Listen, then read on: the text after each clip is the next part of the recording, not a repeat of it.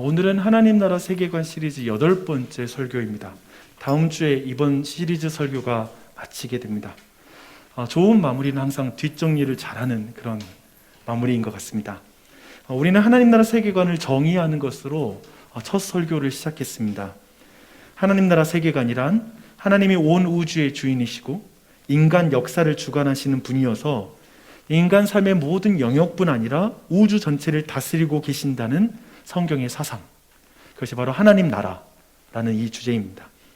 우리는 이 하나님 나라 세계관을 배우는 그 이유도 함께 나눴습니다. 굉장히 자주 나눴습니다. 우리가 하나님 나라 세계관을 우리가 함께 배우는 이유는 자신의 삶 가운데 하나님의 다스림을 점점 더 깨달아가면서 하나님을 섬기는 자로서 하나님께 더욱 신실하게 반응하기 위해 바로 우리가 하나님 나라 세계관을 배운다고 함께 나누었습니다. 지난주에 우리는 하나님이 사람을 하나님의 형상으로 지어 온 세상을 하나님을 대신에 통치하도록 계획하셨다면 우리는 어떻게 거기에 반응할 것인가, 그 목적을 이루는, 그 디자인의 목적을 이루는 그 주제를 함께 또한 살펴보았습니다. 오늘 설교는 특별히 두 번째 설교에서 나눴던 이 하나님 나라 세계관 시리즈 설교의 목적을 한번 다시 읽어보는 것으로 좀 시작하면 좋을 것 같습니다. 그 내용은 시올 필독서인 하나님 나라라는 책의 추천사 중에 하나이기도 했는데요. 오늘은 그 추천사를 좀 설교로 바꾸어서 제가 약간 수정해서 읽어드리겠습니다. 하나님 나라 세계관을 이해할수록 무엇 하나 거창할 것 없는 매일의 일상, 반복되고 특별할 것 없어 보이는 일상의 순간들이야말로 가장 큰 은혜요 선물이었음을 뼈저리게 느낄 것입니다. 그 일상이야말로 하나님의 일반 은혜와 특별 은혜가 가장 강하게 서려 있는 순간이기 때문입니다. 일상 속에서 감출 수 없는 하나님 나라의 비밀이 숨어 있습니다. 하나님 나라 세계관 시리즈 설교를 통해 성경이 말하는 하나님 나라, 그리고 그 하나님 나라가 오늘 우리의 일상과 얼마나 깊은 관계가 있는지를 설명하고 싶습니다. 하나님 나라는 하나님의 주권과 사랑의 통치가 미치는 모든 곳에, 그리고 모든 사람의 삶의 자리에 있음을 일깨우고 싶습니다. 그래서 설교를 듣는 이들이 자신에게 선물로 주어진 일상, 곧 자신과 주변의 사람과 모든 세상을 내버려 두지 않고 하나님 나라를 구하는 일, 하나님 나라를 섬기는 일을 자신의 삶의 중심에 두게 되길 소망합니다. 그래서 하늘 소망이 이 땅을 떠난 먼 희망이 아니라 우리의 삶과 이웃의 삶 속에서 온 세상에서 넘실대는 것을 보며 참 소망과 기대로 일하고 충만한 즐거움으로 일상을 살아갈 수 있기를 기대합니다. 부족한 우리의 삶을 통해 하나님의 현존이 오롯이 드러나기를 기도하며 마음 다해 말씀을 나눕니다. 네, 이 내용입니다.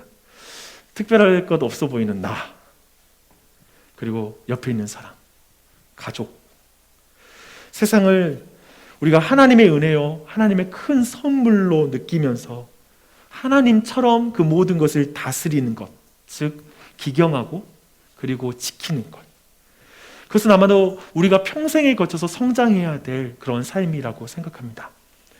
이렇게 하나님의 다스림을 받으며 우리가 하나님처럼 일상을 가꾸는 삶을 성경은 거룩한 삶이라고 말합니다.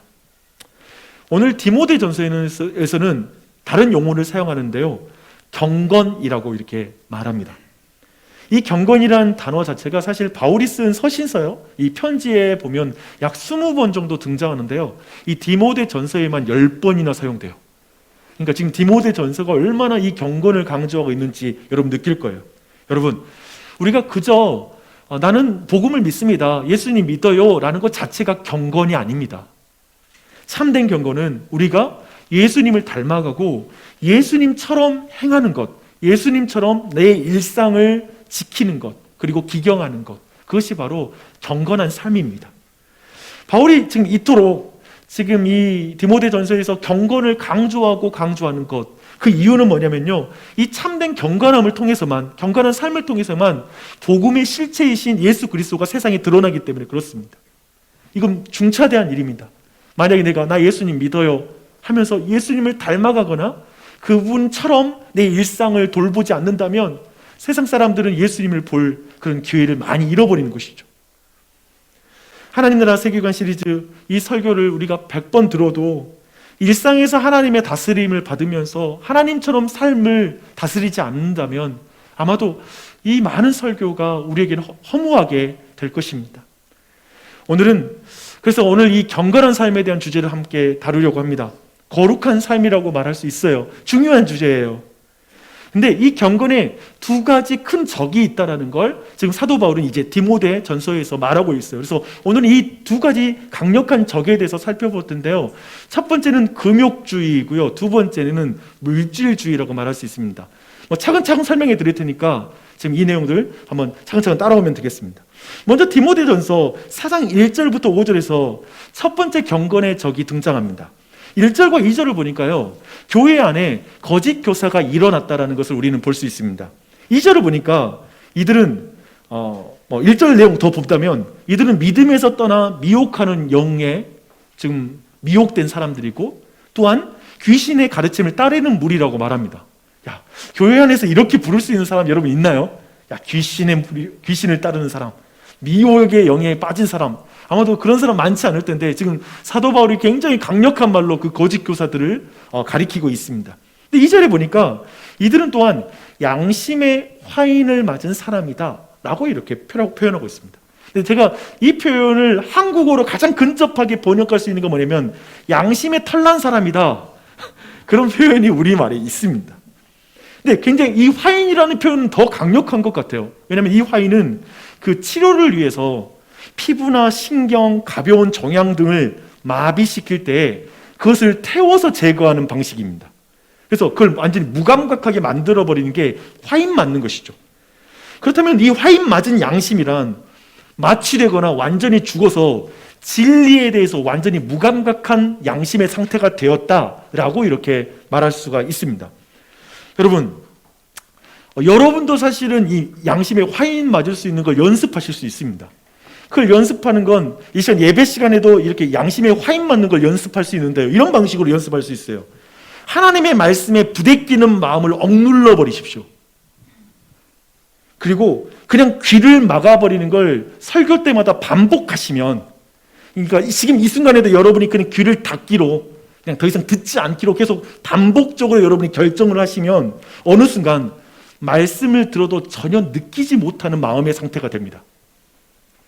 그런 양심의 화인 맞은 상태는 사실 이 성경에서 지금 사도 바울이 말한 건 거짓의 영들에게 마음의 대문을 연 상태이죠. 그러니까 하나님의 말씀에 마음을 닫는 상태가 뒷문을 여는 거예요.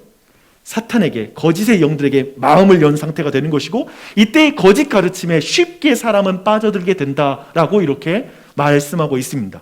여러분, 이 정도 되면 너무 궁금해져요. 도대체 교회 안에 이런 거짓 교사들은 누굴까? 도대체 양심의 화인을 맞아서 사탄에게 속아 넘어가 받는 그 가르침의 내용이 무엇일까라는 걸 우리는 이제 궁금해할 수밖에 없어요.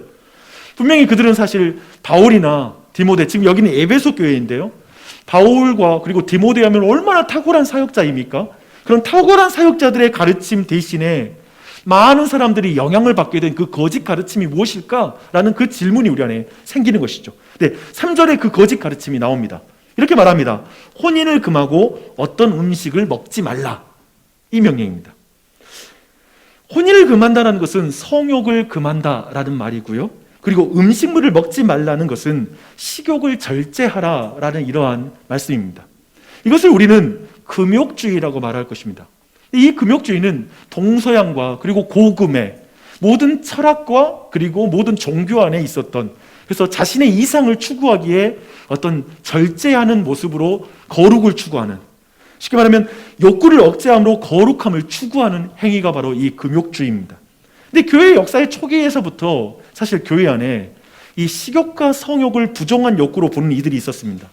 그들은 이 몸 자체를 불편한 방해물로 여기는 거예요. 그러니까 영적 추구, 거룩한 삶의 추구에 이 몸이 방해물이다라고 생각하면서, 그래서 거룩에 이르는 유일한 길은 절제라고 이렇게 가르치기 시작했습니다. 그래서 결혼을 포기하고 독신으로 살아가는 이들이 좀 더욱 거룩하게 보여요. 사실 여러분이 세상 속에서 그런 말 하잖아요. 뭐 신부님들은 결혼이라도 안 하지만 목사들은 결혼도 하고 다 하고, 그러면서 어쩌면 세상 사람이 판단할 때에도 어쩌면 결혼하지 않는 이들이 좀 더 거룩해 보인다라고 이렇게 생각하는 경향이 있다라는 것입니다. 그래서 또 한편에 먹는 것을 완전히 포기할 수 없으니 고기를 먹지 않음으로 더욱 거룩해질 수 있다라고 이렇게 생각하는 가르침들이 있습니다. 이런 금욕주의 전통은 유대교 안에도 있었어요. 그래서 일주일에 이틀을 금식하는 그 바리새인들이 뭔가 더 특별하고 거룩하게 보이는 그런 사람으로 사회적인 존경을 받았습니다. 또한 이 금욕주의는 헬라 철학 안에도 있었습니다. 스토아 학파라고 있는데요. 이 스토아 학파의 이 스토아라는 자체가 금욕이라는 의미를 가지고 있습니다. 그러니까 그런 추구, 즉 그들은 늘 변하는 물질은 악한 것이고 변하지 않는 그 이데아, 그것만이 선한 것이다 라고 생각하면서 늘 변하는 육체에 대해서 쳐서 뭔가 금욕적으로 살아가는 걸 중요한 가치로 생각한 것입니다. 그리고 또한 오늘날에 또 이슬람에서도 이런 모습을 볼 수 있죠. 제가 무슬림 선교를 했잖아요.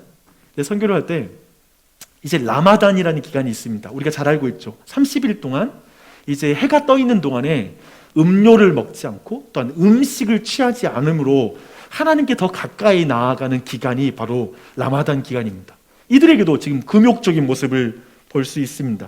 제가 한 번은 그 무슬림 친구, 저랑 제일 친했던 친구가 처음 만났을 때 라마단 기간에 처음 만났어요. 근데 이 친구가 계속 침을 뱉는 거예요. 야, 너 왜 이렇게 더럽게 침을 뱉냐? 그렇게 이제 물어보니까 뭐랬냐면, 지금 라마단 기간이라서 내가 침을 삼키는 것마저도 좀 더 절제하고 싶다라고 이렇게 말을 하더라고요. 침 삼키는 것마저도 절제함으로 하나님께 더 가까이 가고 싶어하는 것, 이런 모습들이 타종교 안에 있습니다. 동양의 종교에도 금욕주의는 존재합니다. 불교의 스님들이 결혼하지 않는 것, 무소유를 가르치는 것, 그리고 육식을 금하는 것, 이런 모든 것도 그러한 영적 추구의 방법이라고 우리는 볼 수 있겠죠. 근데 그거 아세요? 무당도 있잖아요. 무속 종교죠. 이 무당도 구술하기 전에 성관계를 갖지 않습니다. 그걸 피합니다. 그래서 그 영적으로 민감해지는 거 방해가 된다고 그렇게 추구해 나가죠. 여러분, 지금 우리 아마도 여러분들이 이 금욕주의의 기원과 그리고 종교적 금욕주의의 형태를 조금만 알고 있다면 지금 초대교회가 이 금욕주의 가르침을 지금 사도 바울과 디모데의 가르침을 버리고 도리어 이 가르침에 혹하는 그것을 여러분이 이해할 수 있을 것입니다. 이건 되게 이해할 만한 상황이라는 것입니다. 지금 거짓 선생들은 많은 사람들이 더 거룩해지기 원하는 그 마음을 교회 안에서 포착하고 그걸 정확하게 말하는 거예요. 짚어주는 거예요. 그들은 현세의 삶이 더덥다고 느끼는 이들에게 피 안의 세계에 소망을 두는 것이 바람직하다, 이렇게 가르쳐요. 맞는 말 같죠? 그렇죠? 세상 더덥잖아요. 그러니까 피 안의 세계로 들어가라 라고 말하죠. 순간적인 육체의 쾌락을 멈추고 영속적인 영적 기쁨과 영적인 지식을 추구해야 된다라고 이렇게 가르칩니다. 사실 우리에게 너무 익숙한 메시지고요, 너무 교묘한 메시지이기도 합니다. 사실 첫사람 하와에게도 이런 메시지가 있었잖아요. 이 열매를 먹으면 넌 하나님처럼 될 거야. 굉장히 사탄은 교묘하게 그리고 유혹하고 거짓말하여서 그를 유혹해서 죄를 범하게 만들죠. 그런데 이제 이 금욕주의자들, 교회 안에 교묘하게 이제 유혹하고 거짓말하는 자들이 뭐라고 말하냐면, 이 열매를 먹지 않으면 넌 하나님처럼 될 거야, 거룩해질 거야 라고 이렇게 지금 가르치고 있는 것입니다. 마귀는 물질주의, 곧 물질을 통해서 하나님이 될 수 있다, 하나님이 주시는 모든 것을 이 물질이 줄 수 있다 라고 말하는 이 물질주의로도 유혹을 하고요, 한편에 금욕주의, 곧 물질을 부정함으로 네가 하나님이 될 수 있는 거야, 거룩한 사람이 될 수 있는 거야 라고 이렇게 말하는 것입니다.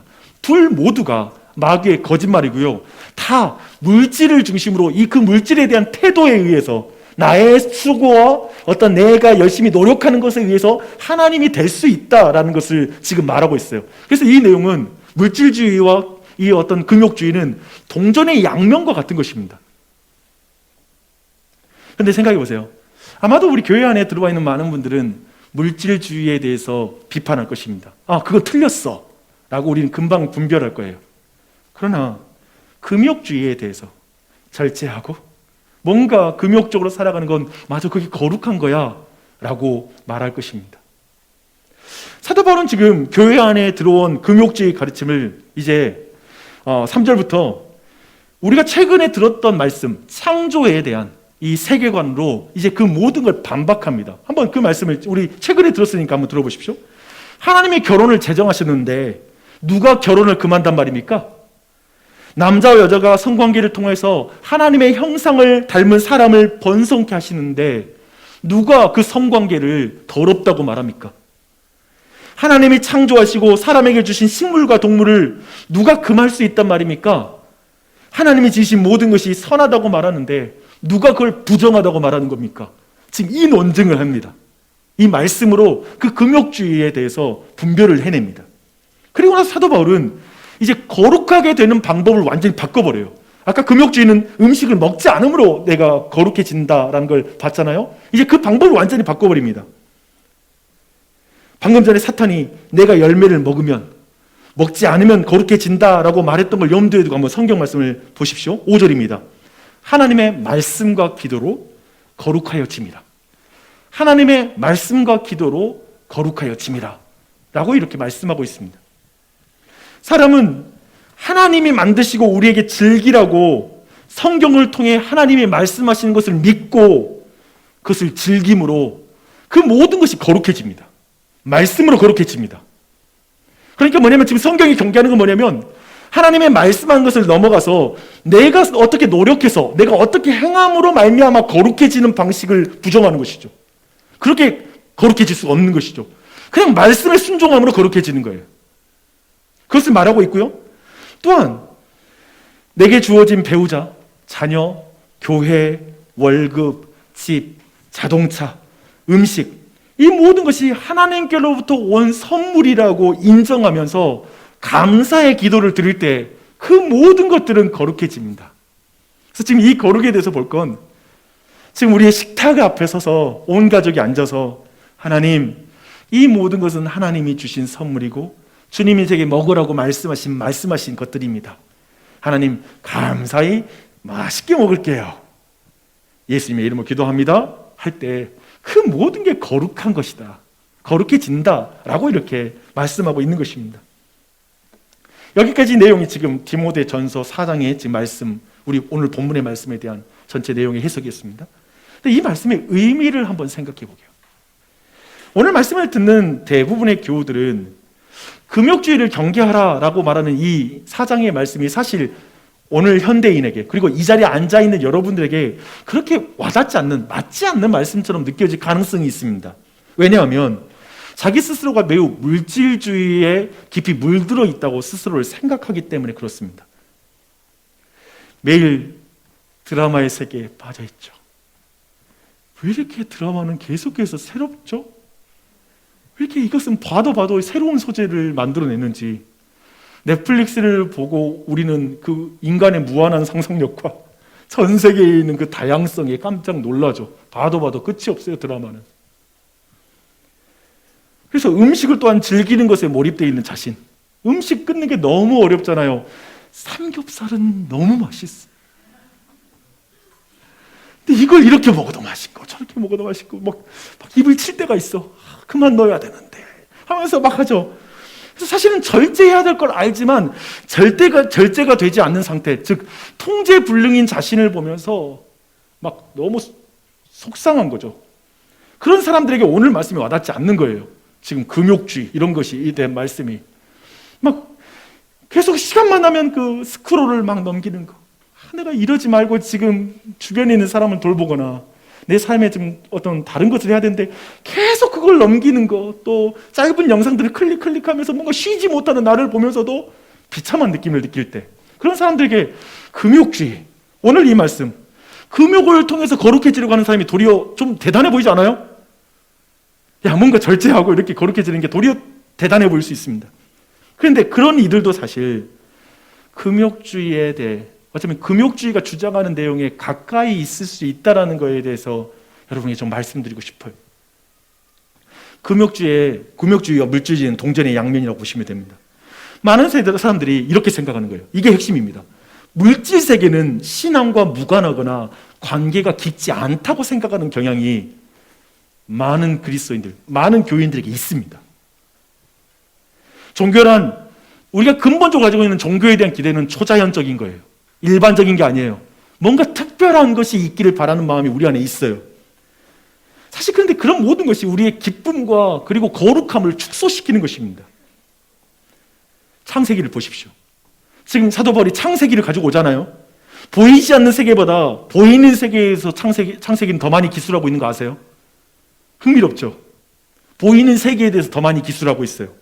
이는 보이지 않는 세계뿐만 아니라 보이는 세계도 중요한 것을 우리가 알려주는 거예요. 그리고 그 보이는 세계를 창조하고 선하다고 말해요. 그러므로 말미암아 우리가 그 보이는 세계 안에서 하나님을 뭔가 더 깊이 만나가는 것, 그 물질을 통하여서 하나님을 더 깊이 경험하는 것을 우리가 알려주기 원한다는 걸 우리는 창세기를 통해서 확인할 수 있습니다.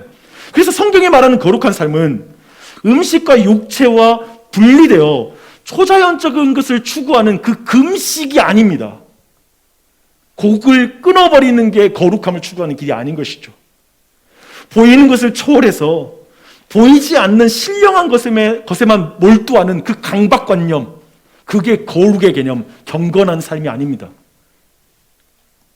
거룩한 신앙은 40일 금식 그 경력을 명함에 넣어서 과도하게 자신의 영성을 자랑하는 형태로 나올 수가 없습니다. 제가 예전에 말씀드렸잖아요. 제가 한 목사님 명함을 본 적이 있는데 40일 금식기도 3회.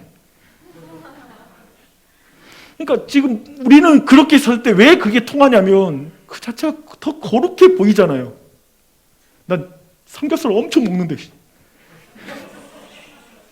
와, 대단해 보여.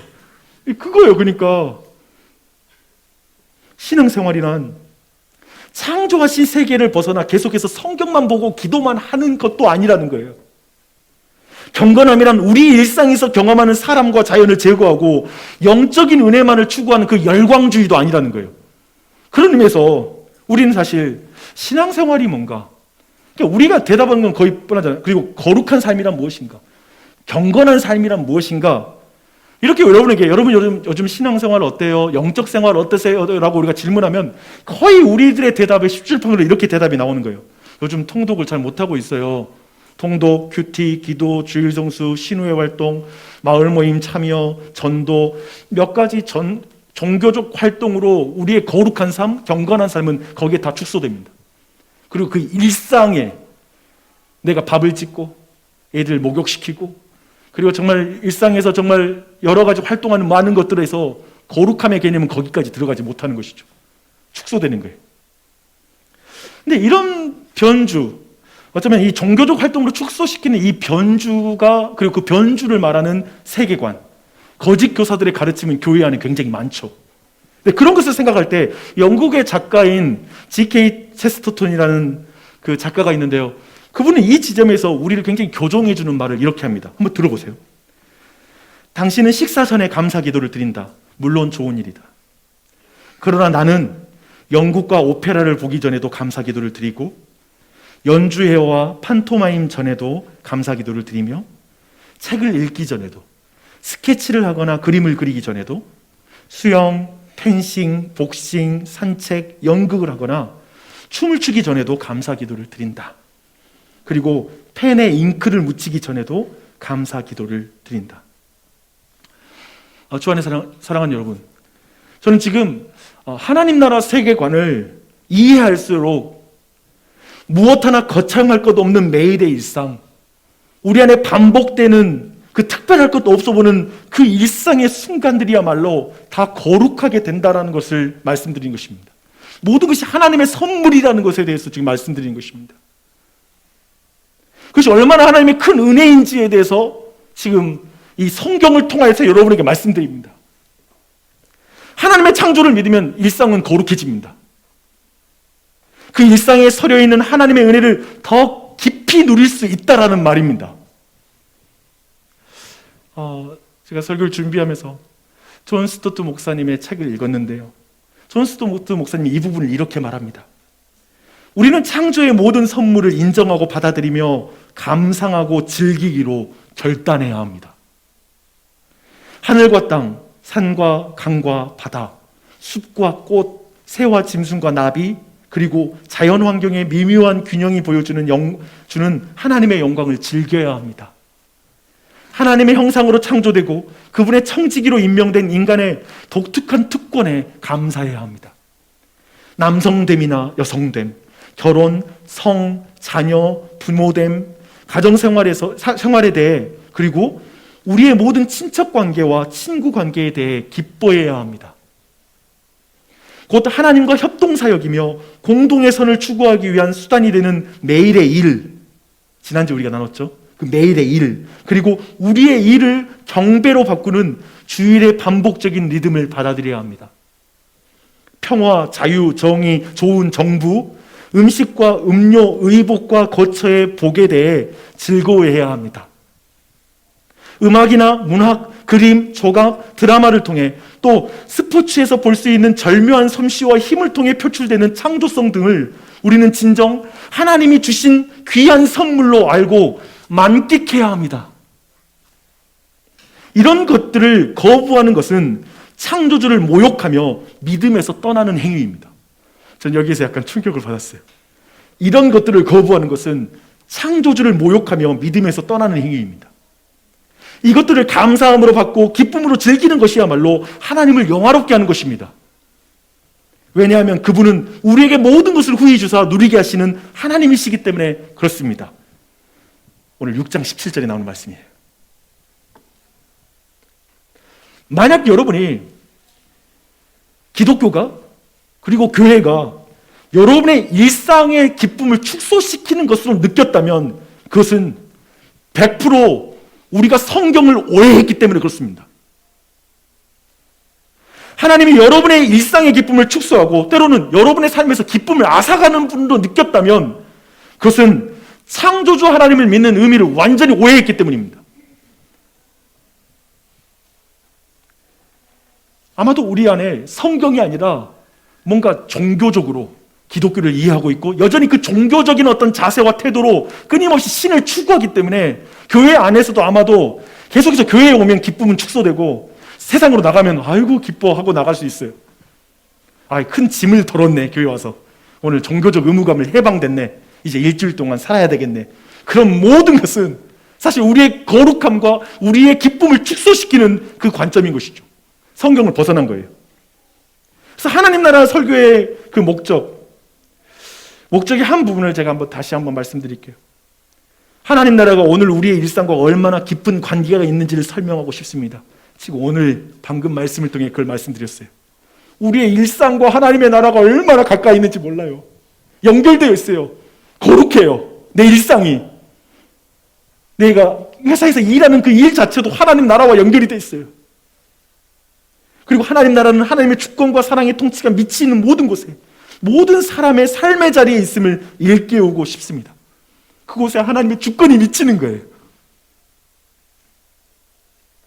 여러분, 저는 지금 이 첫 번째 이 단락, 지금 디모데전서 4장을 통해서 어떤 의미에서 말씀에 벗어난 종교 중독이 거룩함을 축소하는 것을 살펴봤습니다. 우리가 이 용어를 정선교사님 통해서 많이 들었죠. 종교 중독. 그러니까 뭔가 기독교인이고 뭔가 하지만 진짜 그 종교에 중독된 듯한, 대단히 신앙이 좋은 것 같이 보이지만 정말 그 가운데 너무나 기쁨과 거룩함이 축소된 그런 형태의 삶이 있다는 걸 살펴봤고요. 신앙의 기쁨을 축소시키는 교회의 가르침이 넘쳐난다는 것 또한도 우리는 이해하고 있습니다. 이상하게 교회를 다니면 다닐수록 도대체 예수 믿어서 기쁜 게 뭔가, 하나님을 믿는다는 게 뭐가 풍요로운가라는 질문이 그리스도인들 안에서 쏟아져 나오고 있죠. 사실 우리가 전도를 못한 이유는 안 기뻐서 그렇죠. 별로 나처럼 이렇게 하려면 얘도 그냥 안 믿는 게 낫겠다. 전도하기 부끄럽다. 그냥 교회 나도 힘든데 니까지 힘들면 안 되지. 뭐 이런 마음이 들어. 얘들이 교회 안 나간다 그러면 그래. 할 말이 없어. 그래. 별로 안 기쁜데 그런 마음이 드는 상황일 수 있다는 생각이 듭니다. 여러분, 우리는 거룩한 삶, 경건한 삶, 하나님의 다스림을 받으며 일상을 다스리는 삶이 무엇인지에 대해서 저는 여러분이 계속 생각해 보기를 요청합니다. 생각해 보십시오. 난 도대체 어떻게 신앙생활을 하고 있는가? 난 도대체 어떻게 지금 기독교 신앙과 그리고 성경을 어떻게 읽고 내가 이 세상에 살아가는지를 계속 질문하십시오. 이 질문을 여러분 한 것으로 이제 다음으로 이제 경건의 두 번째 적으로 넘어가 볼게요. 6장의 내용입니다. 그것은 두 번째 적은 물질주의입니다. 쉽게 말하면 물질을 누리는 수준이 아니라 빠져버리는 문제가 또 발생합니다. 그래서 6장 17절로 19절 내용인데요. 사도는 이제 부한 자들에게 명령하고 있습니다. 우선 바울이 부한 자들에게 재산을 다 버리라고 말하지 않아요. 그런 명령을 내리지 않다는 걸 먼저 짚어두고요. 그렇다고 바울은 또한 모든 탐욕을 지지하는 것도 아닙니다. 그러니까 물질을 누리라고 했지 물질에 푹 빠져서 탐욕스러워지라는 것까지 지지하지는 않습니다. 그런 맥락에서 바울은 경건의 적으로서 이 물질주의를 교정하고 있습니다. 그리고 우리에게 실질적으로 그러면 내가 주님이 주신 모든 걸 누린다라는 건 어디까지인가요? 라는 그 질문에 대한 답이기도 합니다. 먼저 부자가 마주한 위험을 지적함으로 그 부분을 말합니다. 이렇게 말해요. 내가 이 세대에서 부한 자들을 명하여 마음을 높이지 말고 정함이 없는 재물에 소망을 두지 말고 오직 우리에게 모든 것을 후히 주사 누리게 하시는 하나님께 두며 라고 말합니다. 즉 물질이 사람의 마음을 높아지게 한다고 말합니다. 사람의 마음이 높아지는 순간 우리는 더 이상 하나님의 선물을 누리지 못하는 상태가 됩니다. 사실 우리가 아는 남유다의 히스기야 왕이라는 왕이 있습니다. 그 왕은 죽을 병에 걸렸으나 기도함으로 그 생명의 연장을 받게 되죠. 근데 재밌는 건 그 연장받은 직후에 그는 죄에 빠집니다. 그러니까 바벨론에서 온 사신들이 왔는데 그들 앞에 자신이 가진 그 재물을 자랑하고 싶어서 곡간과 성전문을 열어서 사람들에게 보여주고 자랑을 하는 일이 벌어지고 하나님이 그것에 대해서 책망을 하십니다. 물질로 인해서 마음이 높아집니다. 그렇지 않으세요? 우리가 물질을 누리는 게 아니라 내 마음을 높이는데 그 물질을 사용하게 된다는 것입니다. 이것은 사실 제가 볼 때 자본주의를 움직이는 동력이고요. 우리 시대의 문화예요. 물질을 통해서 자신을 높이는 것. 사람들은 집, 자동차, 명품 가방과 옷 등을 플렉스함으로, 그러니까 그것을 소비하는 실력이 있다는 걸 증명함으로 난 너보다 높은 사람이야 라고 사람들 앞에 서는 걸 좋아합니다. 그리고 마찬가지로 반대로 그렇게 플렉스할 수 없는 재정을 가질 때, 경제적 형편이 될 때 비참하죠. 그리고 그런 사람들한테 부끄럽습니다. 제가 요즘 대출 받으려고 하는데 이 목사가 대출 받는 게 되게 힘듭니다. 근데 제가 재밌는 난을 보는데요. 우리가 이제 그 어플을 보잖아요. 은행 그 어플을 딱 열면 요즘 자산에 대해서 이렇게 검색하게 돼 있어요. 그걸 딱 치면 내 나이 때 내가 몇 %가 되는지도 다 알려줘요. 형편없죠. 형편없죠. 근데 사실 우리는 모든 이런 문화, 뭔가 비교함으로 내가 플렉스할 수 있는 어떤 형편을 가짐으로 말미암아 행복해하고 자신을 높다. 나는 지금 계급 중에서 위에 속해. 아니 나는 아래야 라고 말하며 행복해하기도 하고 불행함을 느끼기도 하는 그런 문화 속에 우리는 살아가고 있습니다. 그걸 다 자극하죠. 어플 하나도 그걸 자극하게 만들어놨어요. 그런데 그런 문화 속에서 우리는 많이 가져도 늘 부족하다는 느낌을 지울 수가 없고요. 그리고 자족함이 사람들 안에 사라집니다. 우리는 그 상황을 우리의 문화 안에서 경험하고 있죠. 지금 이건 더 이상 누리는 상태가 아니에요. 지금 이 모든 상태는 사실상 물질의 노예가 된 상태죠. 왜냐하면 내 감정이 그 물질에 의해서 결정이 되니까. 난 주체적이지 않은 것이죠. 그것으로부터 독립된 존재는 아닌 것이죠. 그 위에 있는 것도 아니고 그 물질 아래에 있다라고 말할 수 있을 것입니다. 여러분, 우리가 대출을 받거나 아니면 뭐 조그만 일을 하는 순간에 우리는 그 감정에 휩싸입니다. 그렇지 않습니까? 아쉬운 소리 해야 될 때 할 사람도 없고 가족한테도 손 내미는 게 어려운 거예요. 그런 순간에 우리는 이 말이 실질적으로 와닿을 거예요. 근데 이 부분, 그리고 또한 바울은 정함이 없는 재물에 소망을 두지 말라. 즉 부자가 마주하는 위험이 뭐냐면 정함이 없는 재물에 소망을 두는 형태가 됩니다. 이것도 지금 하나님이 주신 선물이 더 이상 아닙니다. 재물을 하나님의 선물로 누리라고 말하지 재물에 우리의 안정감을 두라는 것에 대해서는 사도 바울은 반대합니다. 재물은 너희 안정감이 될 수 없다. 왜냐하면 정함이 없기 때문에. 거기에 우리의 소망을 두면 안 돼요. 재물에 소망을 두는 건 매우 근시안적인 것이라는 걸 성경은 말하고 있죠. 그리고 성경은 도리어 이렇게 말하죠. 이 재물은 좀과 동록과 도적으로 인해서 늘 정함이 없을 수밖에 없는 것이다 라고 이렇게 말하고 있습니다. 우리는 그걸 경험하고 있어요. 영끌로 집을 산 이들은 지금 부동산 가격 하락으로 인해서 절망하고 있습니다. 거기에 소망 두고 했는데, 영끌했는데 절망하고 있죠. 금리가 인상됨으로 인해서 빚으로 현물을 구입한 자들은 고통, 절규를 하고 있습니다. 기후변화를 통해서 곡물가가 인상되고 그로 말미암아 한국의 원자재 가격이 올라감으로 말미암아 인플레이션 올라가는 순간에 그저 우리는 그냥 앉아서 좀과 동목이 내 재물을 갉아먹는 걸 보고 있고, 미국이 그냥 이기적으로 자신들의 금리를 올려낼 때 그것으로 말미암아 내 통장 잔고가 그냥 나 열심히 살 뿐인데 아무 이유 없이 그 잔고가 사라지는 걸 보고 있고요. 그런 의미에서 우리가 지금 경험하고 있는 건 재물이 정함이 없다라는 것을 우리는 그걸 방증하고 있는 모든 걸 우리가 경험하고 있습니다. 그렇지 않습니까? 재물이 정함이 없어요. 내 소망을 둘 대상이 아니에요. 사도는 그래서 신뢰의 대상은 재물이 아니라 인격이라고 말합니다. 신뢰의 대상은 사물이 아니라 인격적인 존재, 신뢰의 대상은 재물이 아니라 하나님이라고 말하고 있습니다. 오직 우리에게 모든 것을 후히 주사 누리게 하신 하나님께 소망을 두라. 소망을 두라. 하나님께 소망을 두라. 라고 말씀하고 있습니다. 이 내용까지 좀 오늘 말씀의 내용을 이 정도까지 좀 해석을 하고요. 오늘 말씀을 저의 영적 여정으로 좀 정리를 하면 좋을 것 같습니다. 매우 쉬운, 어쩌면 이 내용을 다 정리하는 그런 제 나눔이 될 것 같습니다. 저는 고2 때 예수님을 극적으로 만나고 그 회심한 이후에 제 삶에 두 가지의 두드러진 변화가 있었습니다. 먼저는 제가 쓰레기를 버리지 않기로 결정했습니다. 아멘.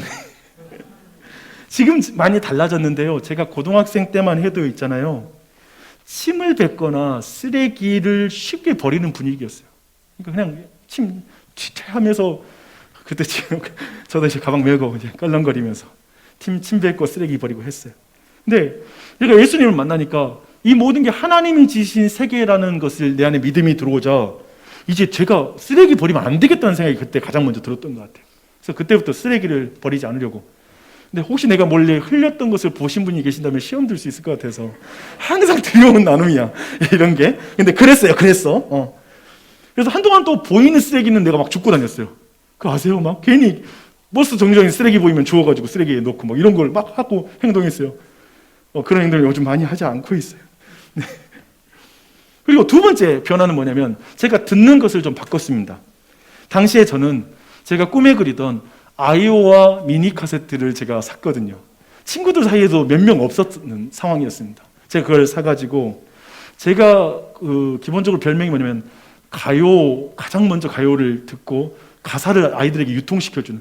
그 당시에는 없었어요, 자료가. 그래서 가사를 내가 손으로 적어가지고 애들에게 알려주고 가요를 알려주는 그런 위치에, 그 독보적인 위치, 어떤 가요의 유통 산업에서 굉장히 중요한 역할을 하는 사람이었습니다. 근데 제가 회심을 딱 하고 나니까 제가 어떤 결정했냐면 이제 내 카세트에 세상 음악은 듣지 않을 거야 라는 결정을 했습니다. 이제 안 들을 거야. 그래서 오직 소리엘, 조우시앗, 주찬양, 옹기장이, 창문. 창문 누나들은 이뻤습니다. 굉장히 좋았습니다. 그렇게 하면서 내가 CCM만 듣겠다라는 결정을 했습니다. 그때 그래서 친구들이 제 카세트 빌려달라고 막 그러면 절대 안 빌려줬어요. 약간 이상한, 진짜 못되게 된 거죠, 어떤 의미에서. 근데 그렇게 세상 것을 다 끊어내고 이제 CCM만 들으면, 기독교 음악만 들으면, 그리고 막 성경만 보면 내가 거룩한 삶에 이를 거야, 내가 더 하나님을 거룩하게 닮아갈 거야 라는 이런 내 안에 믿음이 있었습니다. 그런데 대학을 졸업하고 2003년에 제가 카자흐스탄에 갔습니다. 선교사로 가게 됐고 카자흐스탄에서 6개월 정도 선교사 훈련을 받았는데요. 근데 그 훈련 기간에 한 번은 선교지 탐방하는 게 있어서, 카자흐스탄이 굉장히 큰 나라인데요. 이 동쪽, 이쪽 끝자락에 알마티가 있고 서쪽 끝자락에 있는 도시. 그래서 24시간 열차를 타고 이제 그 지역으로 넘어갔어요. 근데 그 지역 갔는데 이제 24시간 열차니까 저녁에 창문을 열면 하늘에 정말 쏟아질 것 같은 그런 별빛이 보입니다. 기가 막히죠. 그걸 보면서 갑자기 동기 선교사들이 굉장히 많은 그런 그들로부터 다운받았던 거 안에서 가요가 하나 보이더라고요. 그러니까 동기들도 그때도 다 이제 가요도 가져오니까. 근데 저는 안 듣죠. 저는 오직 거룩한, 그리고 정말 선교사로서 가요를 안 듣는데, 근데 한 가요가 딱 들었어요. 내가 클릭을 해서. 그때는 아이리버 MP3 플레이어가 있었습니다. 그걸로 딱 듣는데 얼마나 은혜로운지.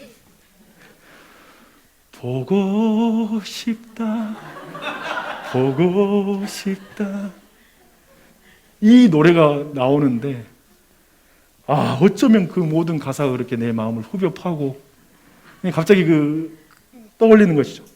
제가 이 말 하니까 일부 예배 때 이제 마치고 딱 들어가니까 교역자들이 말하기 뭐냐면 도대체 누가 보고 싶어 했는지를 교인들이 궁금해한다 라고 말했으나 당시에 제가 아내를 만나지 않은 상황에서 저는 고국을 그리워했습니다. 내 나라, 내 산천을 그리워하며 그 노래를 들었다는 것만 알고 더 이상 덮고 가는 걸로 하죠. 그러니까 더 이런 거 알 필요가 없으니까. 근데 제가 제 신앙의 여정을 돌아볼 때 내 자신도 금욕주의에, 근데 돌아보면 그때가 그렇게 나쁘게만 볼 수는 없는, 어쩌면 좋은 신앙의 마음으로 그렇게 뭔가 끊고 뭔가 내가 금욕적으로 하나님을 추구하는 것을 생각하는 기간이 있었고, 또한 보고 싶다로 내 눈과 마음이 열린 이후에 가요만 주구장창 들었습니다. CCM으로 풀리지 않는 그 정서 다 풀려. 너무 잘 풀려. 네, 두 가지의 극단이 우리의 신앙의 여정에 있는 것 같습니다. 그래서 어떤 의미에서 가요 주구장창 들으면서 죄책감을 느끼고, 한편에 또 CCM만 듣는 어떤 그런 모습이 있을 수 있고요. 우리 이 두 가지 극단은 사실상 우리의 거룩과 기쁨을 축소하는 것임을 오늘 말씀을 통해서 확인하고 싶습니다. 그건 우리의 거룩과 기쁨을 축소하는 것입니다. 사실 오늘 설교에서 저는 금욕주의에 더 많은 분량하려 했어요. 그리고 그 문제점에 대해서 지적을 했습니다.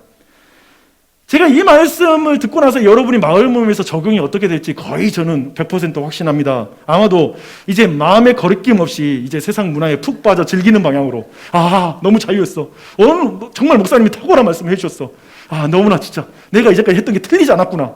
정말 이게 가요를 듣고 드라마에 푹 빠져 사는 건 문제 없구나 라는 확신을 했습니다. 이 방향으로 갈 가능성이 굉장히 높다, 저는 그렇게 생각해요. 근데 제가 그럼에도 불구하고 성경을 정확하게 말씀드리고 싶어요. 그리고 좀 시간이 걸릴지 모르겠지만 이 개념이 여러분의 신앙의 거룩한 삶과 그리고 여러분의 기쁨을 더 확장시켜 줄 거라고 믿어요. 성경이 주고자 하는 그 기쁨대로 여러분이 누려갈 거예요. 여러분, 오늘 말씀 듣고 그래 마음껏 즐기자. 그래서 하나님이 주신 모든 것을 물질주의로 바꾸어 버리는 걸 여러분 경계하십시오. 또한 그것에 소망을 두는 지경까지 이르면 안 됩니다. 누리세요? 하지만 거기에 소망은 두지 마세요. 그것으로 마음이 높아지고 비참해지는 지경에 이르러서는 안 됩니다. 그 재물은 하나님이 후히 주시는 것을 잊어버리고 소망을 물질 자체에 두기 때문에 그렇습니다. 선물을 주시는 분을 잊어버리고 선물 자체를 신뢰하는 것은 안 됩니다. 성경이 이렇게 걸어요. 그건 누리는 게 아니에요. 사실상 그것의 노예가 된다는 거예요. 우리의 자유를 빼앗아갈 것이고 우리의 기쁨을 빼앗아가는 거란 거예요. 그래서 물질주의를 경계합니다. 그리고 그것을 진단하는 여러분 진단 테스트가 있는데 그건 뭐냐면 선을 행하고 선한 사업을 할 때 기회가 올 때 물질이 아까워지고 인색해지는 마음으로 여러분 그것을 점검해 보십시오. 내가 물질을 어느 위치에 뒀는지 그것을 통해서 여러분이 점검해 보십시오. 그렇게 할 수 있어요. 그렇다고 이제 반대로 하나님이 주신 선물을 금욕주의로 바꾸어서 거절해서는 안 됩니다. 하나님이 주고자 말씀하시는 것 마음껏 누리세요. 하나님은 그분이 주시는 창조의 선한 선물을 우리가 즐기기를 원하세요. 기뻐하기를 원하세요. 누리세요. 하나님의 말씀과 기도로 여러분 거룩해지는 걸 기억하십시오. 제가 이 부분을 너무 강조하고 싶어요. 정말 여러분이 잘 누리는 것. 제가 헬로윈 문화에 대해서 이번에도 너무 아픈 일이 있었지만 생각해보면 진짜 그게 좋은 거잖아요. 얼마나 기뻐요. 근데 여러 가지 분장하고 막 그렇게 나가서 뭔가의 문화를 즐기는 게 얼마나 행복하니까 나가겠어요. 근데 이것에 대해서 교회로서 우리가 어떻게 극복할 수 있을까? 아니면 교회로서 어떻게 우리 어른들이 어떻게 설 수 있을까? 이 아이들에게 어떻게 이 부분에 대해서 말할 수 있을까 생각이 드는데 저는 제일 중요한 게 이거라고 생각해요. 하나님이 주시는 걸 누리고 기뻐할 수 있는 문화를 많이 만드세요. 등산도 가시고 그리고 아이들과 함께 캠핑도 가고 이 세상의 것들 잘 누리고 행복한 모습을 많이 보여주세요. 야, 예수님 믿으니까 우리 아빠 엄마가 더 많은 걸 누리네. 더 행복해지고 기뻐하네. 하나님이 주신 모든 순간순간마다 기뻐하고 정말 즐거워하는 모습을 볼 때 아이들 안에 나 결혼하고 싶다 라는 마음도 들 것이고, 그리고 나중에 나도 아이들을 낳아야지, 아이를 낳고 싶어하는 마음도 생길 것이고, 그리고 어쩌면 다른 문화, 세상의 어떤 문화보다 가족과 함께하는 시간을 즐거워하는 것을 목표로 세우는 거, 나와 함께하는 걸 즐거워하는 아이가 되는 거, 그것을 목표로 가보는 거, 어쩌면 그런 모든 거, 어쩌면 적극적으로 헬로윈의 문화로 들어가는 것을 막고 왜 그러냐고 이렇게 책망하는 것이 먼저가 아니라, 어쩌면 우리 자체, 교회가 정말 우리 자신이 예수 믿어 행복한 거, 내 모든 삶의 영역이 거룩해지고 모든 삶의 영역에서 하나님의 다스림이 보이고 그 가운데 하나님과 동행하며 기쁨을 회복하는 것, 그것이 우리 안에 적극적인 것이 아닐까요? 근데 한 가지만 여러분께 부탁드릴게요. 딱 한 가지 경우가 있어요. 우리가 누릴 수 있는 것보다 더 낮은 수준의 생활 방식을 취해야 되는 상황이에요. 그러니까 다 누릴 수 있는데 우리가 더 낮은 수준으로 취해야 될 삶의 방식을 취할 수 있는 방식이 뭐냐면, 첫 번째 아까 틀린 건 뭐였죠? 물질적 소유 자체를 나쁜 것으로 정죄하기 때문에? 아니요. 오직 가난한 자들과 함께하기 위해, 하나가 되기 위해. 오늘 말씀처럼 가난한 자들 돌보기 위해서 우리는 가난해지는 거예요. 그러니까 내 수준을 누릴 만큼 못 누리는 거예요. 여러분이 11조 하면, 구제연금 하면 아이들과 누릴 수 있는 만큼의 분량은 줄어드는 게 맞아요. 아이들과 한 끼 좋은 밥상 더 있는 것 좀 여러분 내려놓는 거라고요. 근데 성경은 그것만 허락해요. 이 내용이 여러분의 굉장히 눈이 열렸으면 좋겠습니다. 이 내용이 여러분의 기쁨을 축소하는 내용이 아니었으면 좋겠어요. 11조? 우리 기쁨을 축소시키는 일이야. 아니, 그런 개념이 아니라고요. 도리어 여러분이 성경을 말하잖아요. 주는 것이 복되도다. 그걸 믿고 그 말씀이 날 거룩하게 한다, 날 더 행복하게 한다 라고 믿고 그 일을 행하고 구제하고 나눔으로 그 가운데 우리의 삶은 더 풍요로워지고 더 하나님이 채우신 게 있을 거예요. 하나님이 그걸 믿고 나아가는 것이죠.